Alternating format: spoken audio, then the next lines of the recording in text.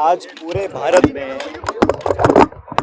राजस्थान में लोग इस बात की चर्चा कर रहे हैं, लोगों को चिंता खाई जा रही है कि जो पर्वतमाला आदिकाल से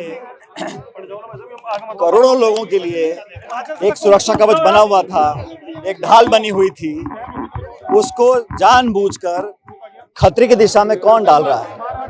और कोर्ट का जो हाल ही में वक्तव्य आया है उसमें सरकार की बात को माना गया कि पर्वत की जो ऊंचाई है वो 100 मीटर मान ली जाए। फॉरेस्ट सर्वे ऑफ इंडिया का ये आंकड़ा है कि अरावलियों के पहाड़ों के अंदर 1,18,000 पहाड़ ऐसे हैं जो 100 मीटर से नीचे हैं और मात्र 1,048 पहाड़ ऐसे हैं जो 100 मीटर के ऊपर हैं। मतलब 90% से ज़्यादा जो अरावली का क्षेत्र है वो परिभाषा से बाहर हो जाएगा, वो सुरक्षित हो जाएगा। अब सरकार बोल रही है कि हम बिना परमिशन के इजाज़त नहीं देंगे। इस प्रकार के बैंड पिछले 20 साल से अरावली में लगे हुए हैं, हरियाणा दिल्ली में लगे हुए हैं, लेकिन जो अवैध खनन हो रहा है, जो सरकार की नाक के नीचे अवैध खनन आज भी जारी है, उसको रोकने की सरकार क्या कर रही है? आने वाली पीढ़ियों का भविष्य अंधकार में डालना चाहते हैं। इतना प्रदूषण देश के अंदर है और जो रेगिस्तान का फैलाव है राजस्थान में, वो रुका हुआ है अरावली पर्वतमाला की वजह से। अगर वो कुछ सालों के बाद नष्ट हो जाएगा तो दिल्ली तक रेगिस्तान पहुंच सकता है। चाहे वायु प्रदूषण हो, ग्राउंड वाटर हो, इकोलॉजी हो, बायोडाइवर्सिटी हो, हवा का प्रदूषण हो, उस सब में ये एक सुरक्षा कवच ढाल हमारे लिए है। और मुझे लगता है कि सरकार या तो विवश है या मजबूर है या नीयत में कोई कमी है कि बार बार क्लैरिफिकेशन दे रहे हैं, स्पष्टीकरण कर रहे हैं, लेकिन अभी तक इस मामले को सुलझाने के लिए सुप्रीम कोर्ट सरकार नहीं गई है ताकि परिभाषा को दोबारा से प्रस्तुत किया जाए। और मैं ऐसा मानता हूं कि गुजरात हो, राजस्थान हो, हरियाणा हो या दिल्ली हो, चारों राज्यों में चारों सरकारें भाजपा की हैं, केंद्र की सरकार भाजपा की है, तो ये डबल इंजन नहीं है, 4 इंजन है और सारे इंजन लगातार दौड़ रहे हैं कि कैसे अरावली पर्वत को नष्ट किया जाए। तो पूरा देश, इसमें राजनीति का कोई चर्चा नहीं है, लेकिन अलग अलग सामाजिक संगठन, नौजवान, हम सब लोग कांग्रेस पार्टी के, आज NSUI राजस्थान ने यहाँ प्रदर्शन किया है, कल अलवर में प्रदेश कांग्रेस कमेटी का प्रदर्शन है, अलग अलग जिलों में, अलग अलग राज्यों में हम सब लोग चर्चा करें कि कैसे सरकार पे दबाव बनाया जाए और अरावली पर्वतमाला को, जो इतना फ्रेजाइल है, और भारत सरकार ने अंतर्राष्ट्रीय यूनाइटेड नेशंस में कहा कि अरावली पर्वत से हमारा ग्राउंड वाटर रिचार्ज होता है, हमें खेती के लिए पानी मिलता है, मानसून हमारा बेहतर रहता है, एयर पोल्यूशन में बचाव आता है। तो एक हेरिटेज साइज है, 2000 सालों से ज़्यादा ये पर्वतमाला रही है।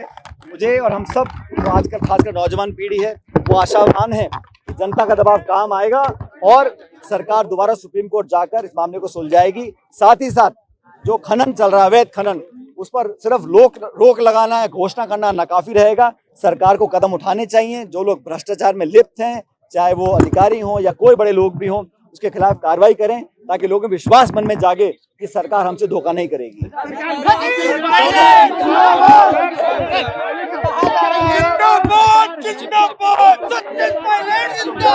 अभी तो सरकार का जो इतिहास रहा है वो देश के अधिकांश संसाधनों को चंद लोगों में वितरित करना चाहती है, हम सब देख चुके हैं। लेकिन प्रकृति के साथ, पहाड़ नदियों के साथ खिलवाड़ हो रहा है, इसको कौन बर्दाश्त करेगा। और सरकार ने, मुझे लगता है कि जानबूझ के आंकड़ों का जाल फैलाया है, लोगों को झूठे आश्वासन दिए जा रहे हैं। हकीकत अलग है। अगर कोई भी चाहे जाकर देख सकता है, अनेक पहाड़ों पे आज भी अवैध खनन चल रहा है। उसको रोकने के लिए सरकारें क्या करें बताना चाहिए।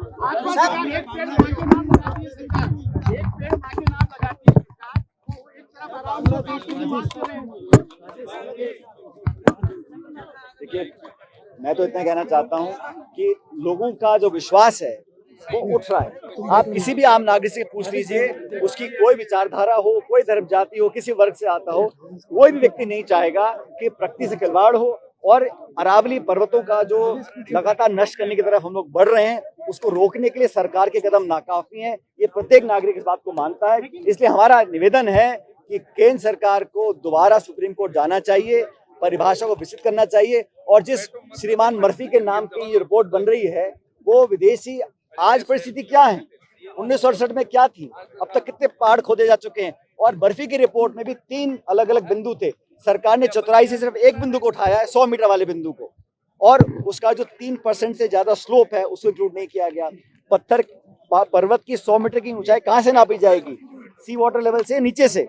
इस पर स्पष्टीकरण नहीं किया, सिर्फ 100 मीटर को पकड़ के बैठे हैं। और जैसे मैंने कहा, सरकार की agency FSI, forest of India, ने कहा है कि 1,18,000 पर्वत 100 मीटर से कम ऊंचाई के हैं, मात्र 1,048 पहाड़ हैं जो 100 मीटर से ऊपर हैं। आप खुद अंदाजा लगा लीजिए, जब तमाम इलाका असुरक्षित होगा तो वहां पर खुले आम वहां पे अवैध खनन किया जाएगा।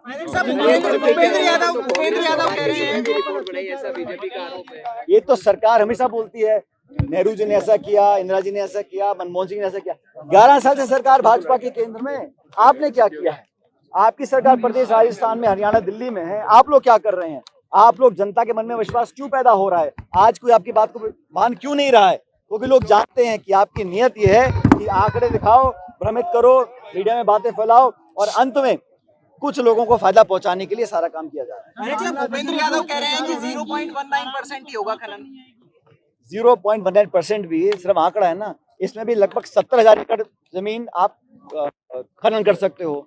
और जब भाई आप बैन लगा रहे हो खनन पर, लेकिन अवैध खनन का क्या होगा? अवैध खनन तो चल ही रहा है ना भाई। खनन पर बैन लग सकता है, लेकिन अवैध खनन का क्या होगा? उसको सुप्रीम कोर्ट की मॉनिटरिंग हो रही है, बावजूद उसके लगातार यहाँ पर खनन हो रहा है।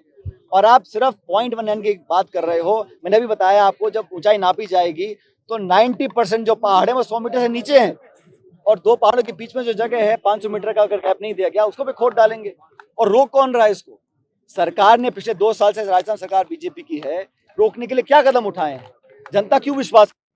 नौजवानों में अब गया है और पेशेंस कम रह गया है। लेकिन आज हम सब गांधीवादी तरीके से मार्च कर रहे हैं, अलग अलग जिलों में कार्यक्रम हो रहे हैं। आज जयपुर में है, कल अलवर में है, हमारी मीटिंग होगी कार्य समिति की, कल और निर्णय लिए जाएंगे। लेकिन पूरा समाज जाति वर्ग से ऊपर उठकर, विचारधारा से ऊपर उठकर इस मुहिम से जुड़े हुए हैं।